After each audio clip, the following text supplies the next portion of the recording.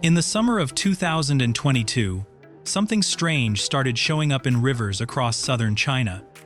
Fishermen were pulling up net after net of a fish that wasn't supposed to be there. Not one or two strays, millions of them. Tilapia, a fish that originally came from Africa, had somehow broken out of the farms built to raise them and spread into the wild waterways of Guangdong, Guangxi, and Hainan. And once they were out, they didn't just survive. They thrived, ate everything in sight, and started pushing out native fish that had lived in those rivers for thousands of years. This wasn't a small leak. This was an ecological event playing out in real time, and for a while, nobody had a clean answer for how to stop it. You can't exactly ask a fish to swim back into its pond. You can't fence off a river, and poisoning the water would kill everything else living in it too. But then something interesting happened. Chinese fishermen and researchers didn't panic, and they didn't give up. They looked at the problem from a completely different angle, and what they came up with wasn't a chemical, a trap, or a net. It was something almost embarrassingly simple, and it's the reason the tilapia invasion in China is nowhere near as bad today as it could have been. To understand how they pulled this off, we first need to understand how millions of fish ended up loose in the wild in the first place. Tilapia is not native to China. It's originally from Africa, specifically the Nile River basin and nearby lakes. In the 1950s, Chinese aquaculture scientists imported the fish because it had one very attractive quality. It grows fast, it reproduces constantly, and it can survive in conditions that would kill most other fish. Low oxygen water, warm temperatures, crowded ponds. Tilapia doesn't care.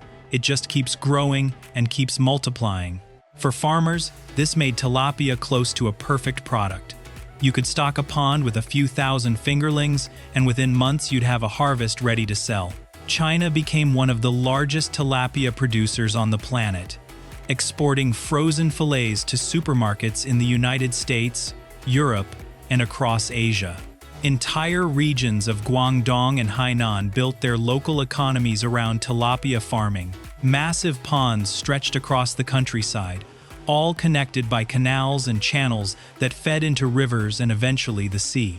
To really appreciate the scale of this industry before the crisis, it helps to picture what tilapia farming actually looked like on the ground. Some of these operations weren't small family ponds tucked behind a farmhouse. They were sprawling complexes covering hundreds of acres, subdivided into dozens of individual ponds, each one holding tens of thousands of fish at different stages of growth. Workers moved between ponds on narrow dirt paths, feeding schedules dictated by strict routines, water quality checked constantly to keep oxygen levels high enough to prevent mass die-offs. The industry had grown so large, in fact, that entire towns organized their local economy almost exclusively around it. Feed suppliers, fingerling hatcheries, processing plants, refrigerated trucking companies, and export brokers all clustered together in a kind of tilapia supply chain ecosystem. A disruption at any point in that chain, whether from disease, bad weather, or market price swings, could ripple through an entire community. This is important context because it explains why the eventual flooding disaster wasn't just an environmental event. It was also a serious economic shock to people whose entire livelihood depended on those ponds staying intact. And that connection to the wider water system is where the problem started. Fish farms are not sealed vaults. They're open ponds, sometimes with simple screens or barriers separating them from nearby streams and rivers. Under normal conditions, this setup works fine. But China's south is hit by typhoons and heavy monsoon rains almost every year. When a major storm rolls through, rivers swell, water levels rise fast, and farm ponds can overflow within hours. In 2022, a series of powerful storms hit Guangdong and Hainan back-to-back, flooding overwhelmed pond barriers up and down the coast. Farmers watched helplessly as their stock, fish they'd spent months raising, simply swam out over the flooded banks and disappeared into the current. Some estimates put the number of escaped tilapia in the millions, spread across multiple river systems in a matter of days. Local news footage from that period showed farmers wading through knee-deep floodwater, trying to salvage whatever they could before entire ponds simply merged with the swollen rivers beside them. Some farmers described watching their life savings, tied up in a single season's harvest, disappear over the course of a single night. There wasn't much anyone could do in the moment. The water moved too fast, and the barriers that had held for years simply couldn't handle storms of that intensity, arriving back to back within the same season. At first, this seemed like a loss for the farmers and nothing more. A financial hit, sure, but not necessarily a crisis. Except tilapia doesn't behave like a domesticated fish that struggles once it's outside captivity.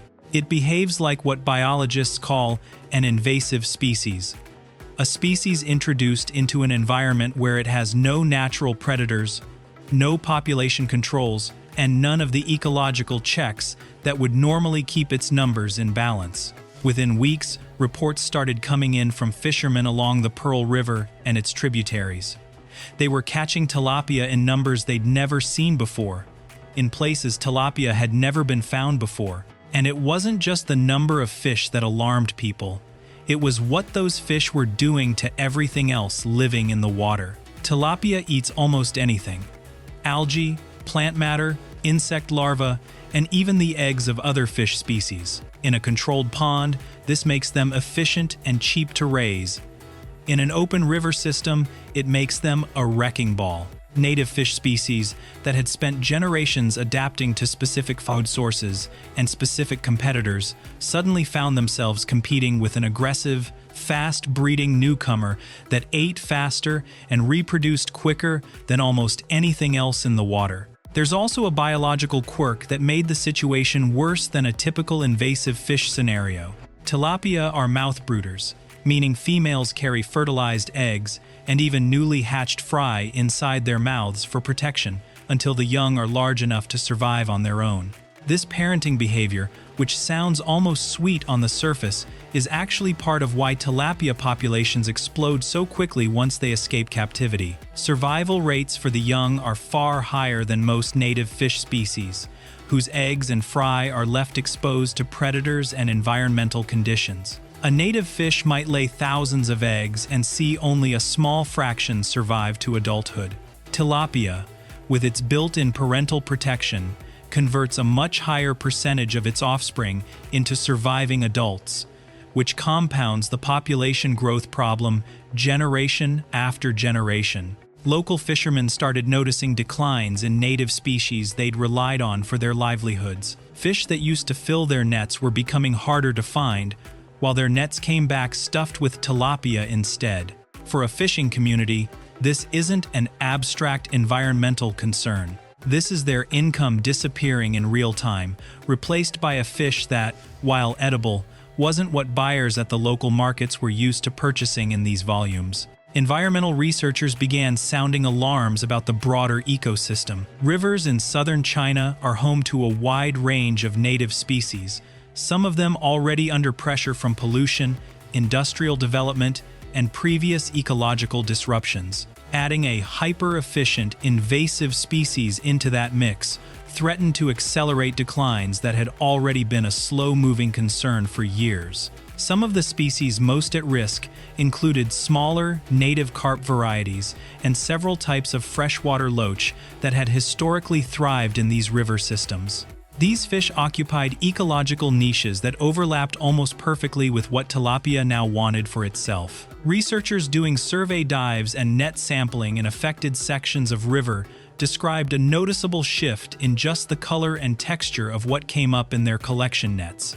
Where native species diversity used to produce a mix of different shapes, sizes, and markings, many samples were now dominated by the unmistakable gray-green coloring of juvenile tilapia, sometimes making up the overwhelming majority of everything caught in a single pass. The government took notice. Provincial environmental agencies started monitoring affected waterways more closely, and researchers from agricultural universities began studying just how far the tilapia had spread and how fast their numbers were climbing. The data that came back wasn't reassuring. In some sampled sections of river, Tilapia had gone from being essentially non-existent to making up a significant percentage of the total fish population within a single year. This is the point where most invasive species problems around the world hit a wall. Once a species establishes itself in an open ecosystem, options for controlling it are limited and usually expensive. You can attempt large-scale netting operations, which are labor-intensive and only catch a fraction of the total population. You can attempt chemical treatments, which risk killing native species along with the target species. You can attempt to introduce a predator, which carries its own massive risk of creating an entirely new invasive species problem on top of the first one. China had watched other countries struggle with exactly this kind of dilemma. Invasive carp in American rivers. Invasive lionfish in Caribbean waters. In almost every case, the species in question became a permanent fixture of the ecosystem, because by the time anyone tried to intervene, it was already too late to fully remove them. The Asian carp situation in the United States offers a useful comparison here. Carp escaped fish farms and flood control systems decades ago and have since spread through the Mississippi River basin, reaching numbers so extreme that some rivers are now described as having more carp biomass than every other fish species combined. Despite hundreds of millions of dollars spent on barriers, electric fences, and removal programs, the carp population has never been meaningfully reduced. It's a sobering example of what happens when an invasive species problem is allowed to run unchecked for too long before serious intervention begins, and it's exactly the kind of outcome Chinese officials were hoping to avoid with their own tilapia crisis. But there was one difference in China's situation that turned out to matter enormously. Tilapia, unlike carp or lionfish, happens to be something people already like to eat. It's a mild, white-fleshed fish that's already a staple on dinner tables and restaurant menus across the country and much of the world. This wasn't some obscure, unpalatable species nobody wanted near their kitchen. This was a fish with an existing market, existing supply chains, and existing consumer demand. And that simple fact changed everything about how this problem could be approached. Instead of treating the escaped tilapia purely as an ecological threat to be exterminated through expensive government programs, officials and researchers realized there was a much more efficient way to bring the population under control. Turn the invasion into an economic opportunity. Encourage fishermen to catch as many wild tilapia as possible, and instead of paying for costly removal programs, let the market do the work by creating demand for these specific fish. This is where the genius of the response really starts to show itself. Provincial fisheries departments in Guangdong and Hainan began actively promoting wild-caught river tilapia as a distinct product, separate from the farm-raised tilapia already sold in supermarkets. They worked with local markets and restaurants to market these fish specifically, sometimes even labeling them as a wild-caught delicacy, which in some circles carries more appeal than farm-raised fish because of perceptions around taste and freshness. This distinction between wild-caught and farm-raised turned out to matter more than officials initially expected. In Chinese food culture, there's often a strong preference for wild-caught seafood over farmed alternatives, based on the belief that wild fish develop firmer flesh and more complex flavor from swimming in natural conditions and eating a varied diet rather than processed feed pellets.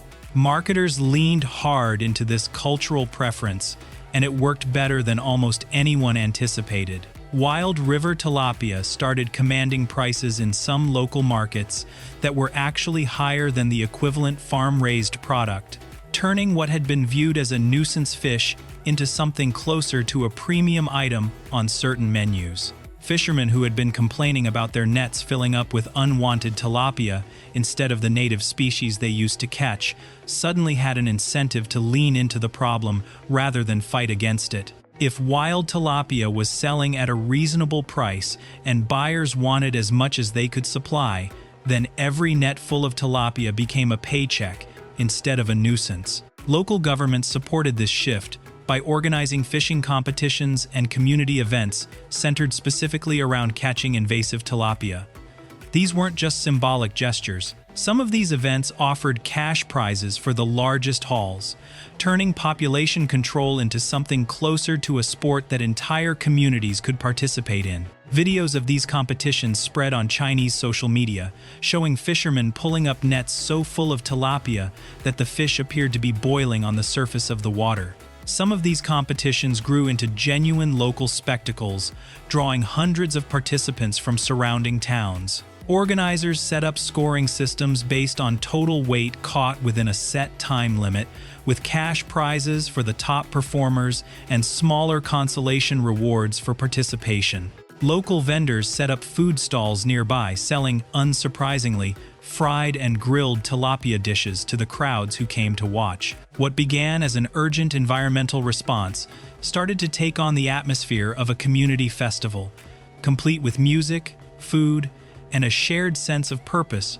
around cleaning up the local rivers. This gamification of the cleanup effort did something that pure government mandate never could have. It got ordinary people invested and enthusiastic about a problem that would have otherwise felt like someone else's responsibility to fix. Instead of waiting for environmental agencies to solve an ecological crisis, thousands of individual fishermen became an army of independent contractors, each one incentivized to remove as many tilapia from the water as physically possible. Restaurants along the affected river regions started adding wild river tilapia to their menus, sometimes advertising it directly as a way to support environmental cleanup efforts. Diners who ordered these dishes were, in a very literal sense, eating their way toward solving an invasive species crisis. It became something of a point of local pride. You weren't just eating fish. You were removing an environmental threat one plate at a time. Some restaurant owners even printed short explanations on their menus, describing the tilapia flooding event and inviting customers to think of their meal as part of the solution. A few establishments ran promotions tied directly to local fishing competitions, offering discounts to anyone who could show a photo of themselves participating in that week's tilapia catching event. It turned a somewhat obscure ecological issue into dinner-table conversation across entire towns, which helped keep public attention and enthusiasm from fading once the initial shock of the flooding had passed. Processing facilities that had originally been built to handle farm-raised tilapia adjusted their operations to also accept wild-caught fish from local fishermen, creating a streamlined supply chain that moved tilapia from river to market with minimal friction. Some of this wild-caught tilapia even ended up joining the export stream, processed and frozen alongside farm-raised stock, effectively turning an ecological cleanup into a supplement for China's already massive tilapia export industry. The economics of this approach turned out to be remarkably efficient compared to traditional invasive species management. Government-sponsored eradication programs in other parts of the world often cost millions of dollars annually, with limited results, because there's no direct financial incentive driving the removal effort beyond public funding. China's approach flipped that model. Instead of the government paying people to remove fish, the market paid fishermen to remove fish, and the government simply had to facilitate that market by encouraging demand and supporting the supply chain infrastructure. To put this in perspective, consider what a comparable government-funded removal program might cost: paying workers directly to net rivers, transporting the catch, disposing of fish that nobody wants to buy, and maintaining that operation for years without any offsetting revenue. Every dollar spent produces no economic return. Compare that to China's approach, where the same removal activity generates income for fishermen, tax revenue from sales, employment at processing plants, and export earnings, all while accomplishing the same fundamental goal of pulling tilapia out of the water. It's essentially the difference between a program that bleeds money indefinitely and one that pays for itself while solving the problem. Researchers monitoring the affected waterways began reporting encouraging signs within a couple of years.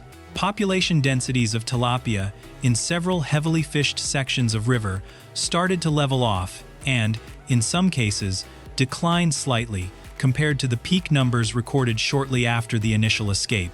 This wasn't a total eradication. Tilapia is resilient enough that completely removing it from these river systems may never be realistic. But the explosive, uncontrolled growth that had alarmed scientists in the initial aftermath of the flooding had been meaningfully slowed. There's an important nuance here worth mentioning, because this solution isn't perfect, and it hasn't erased the problem entirely. Some environmental researchers have pointed out that relying on market demand to control an invasive species creates its own risks. If demand for wild tilapia ever drops, whether because of shifting consumer preferences or oversupply crashing prices, the incentive for fishermen to aggressively target the species disappears along with it. That means the tilapia population could rebound if the economic pressure keeping it in check ever eases up. There's also the question of whether large-scale fishing pressure aimed at tilapia might inadvertently affect native species caught in the same nets. Bycatch, the accidental capture of non-target species, is a common issue in most fishing operations, and increased fishing activity focused on invasive tilapia populations could still put additional strain on native fish that are caught alongside them, even if unintentionally. A few conservation groups have raised a related concern, worth mentioning here, because fishermen are financially motivated to maximize their tilapia catch. There's a possibility that some are using finer mesh nets than would normally be considered acceptable, catching smaller and younger tilapia before they've had a chance to reproduce even once. While this might sound like a good thing for controlling the population, it can also mean scooping up juvenile native fish that happen to be swimming in the same waters at the same size. Regulators have had to walk a careful line, encouraging aggressive tilapia removal while still trying to enforce net size regulations meant to protect native species from unintended harm. Despite these caveats, the overall approach has been recognized as one of the more creative responses to an invasive species crisis in recent memory. Instead of spending years and enormous sums of money trying to eliminate a fish that had already spread across multiple river systems, Chinese authorities essentially outsourced the cleanup to the free market, using existing appetite for a familiar food product to fund an ongoing population control effort that cost the government relatively little compared to traditional intervention methods. This story also says something interesting about how invasive species problems get handled in different parts of the world. In many countries, an invasive species that isn't already a popular food item ends up permanently embedded in the ecosystem because there's simply no financial motivation strong enough to drive sustained removal efforts. Volunteers and conservation groups can only do so much. Government-funded programs are subject to budget cuts and shifting political priorities. But when a species happens to already have culinary value, as tilapia did in China, the equation changes completely. Some researchers have started looking at China's tilapia response as a potential template for other invasive species issues around the world, provided the species in question is something people are willing to eat. Lionfish in the Caribbean, for example, have seen similar campaigns, encouraging local fishermen and restaurants to market the species as a delicacy, specifically because it's tasty despite its venomous spines, and some of these campaigns have shown measurable success in reducing local lionfish populations in targeted areas. Similar ideas have been floated for invasive green crabs along the American East Coast and invasive lionfish in parts of the Mediterranean, though results have been mixed, depending on how aggressively local governments have supported the marketing side of things.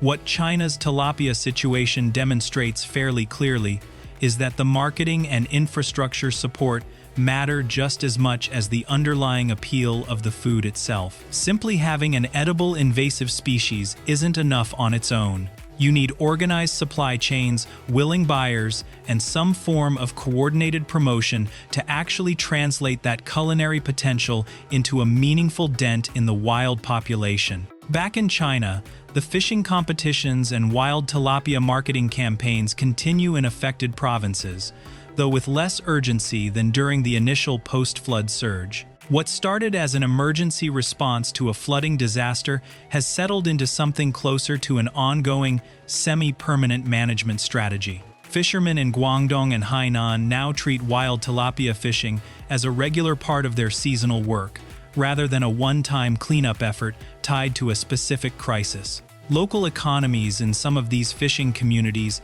have actually benefited from the situation in ways that weren't anticipated when the crisis first began. Wild-caught tilapia has developed something of a local following, distinct from the mass-produced farm-raised product that dominates supermarket freezers. Restaurants that built their reputation around serving fresh, river-caught tilapia during the height of the crisis have kept those dishes on their menus permanently because customers developed a taste for them and kept ordering. Some communities have even started leaning into the story itself as a marketing angle, framing their wild tilapia dishes as part of a broader narrative about environmental resilience and community problem-solving. Tour operators in a few river towns have started offering short excursions where visitors can try their hand at catching tilapia alongside local fishermen, followed by a meal featuring their own catch prepared at a nearby restaurant. What started as a genuine crisis has,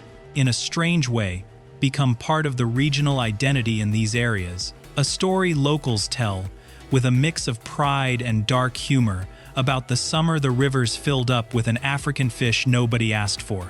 There's a strange kind of irony sitting at the center of this whole story. An environmental disaster caused by flooding and poor containment turned into a business opportunity that some fishing communities now depend on. Fish that were never supposed to be in these rivers in the first place became a reliable source of income for people whose original catch had been threatened by those same escaped fish. The crisis essentially created its own solution, using the market forces that had originally enabled the tilapia industry to grow so large in the first place. Looking at the bigger picture, this whole episode highlights something important about how modern environmental problems increasingly require creative, unconventional thinking rather than brute force intervention.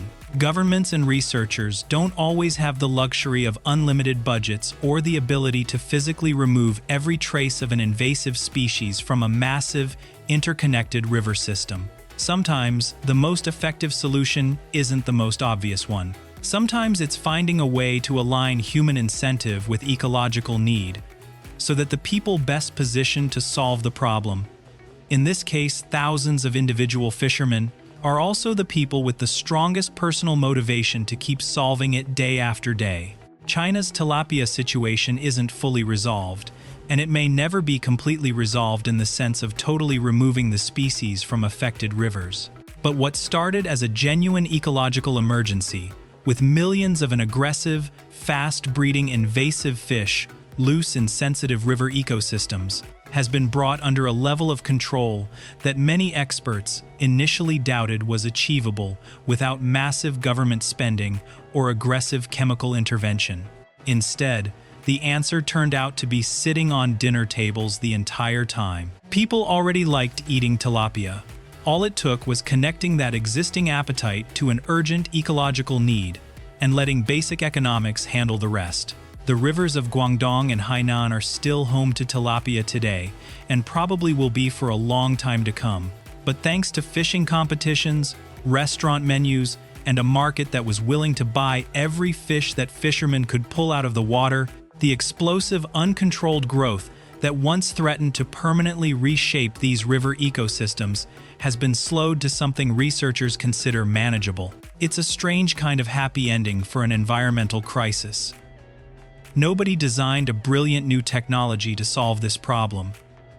Nobody spent billions of dollars on an elaborate eradication campaign. The solution was already available the entire time, sitting in the simple fact that people like eating fish, and if you give them a reason to catch a specific kind of fish in large enough quantities, they'll do exactly that without needing much more convincing than the promise of a fair price at the local market. If you found this story as fascinating as we did, let us know what you think should happen next with China's wild tilapia population in the comments below. And if you want to see more stories about how countries are handling unexpected environmental challenges in creative ways, subscribe so you don't miss the next one.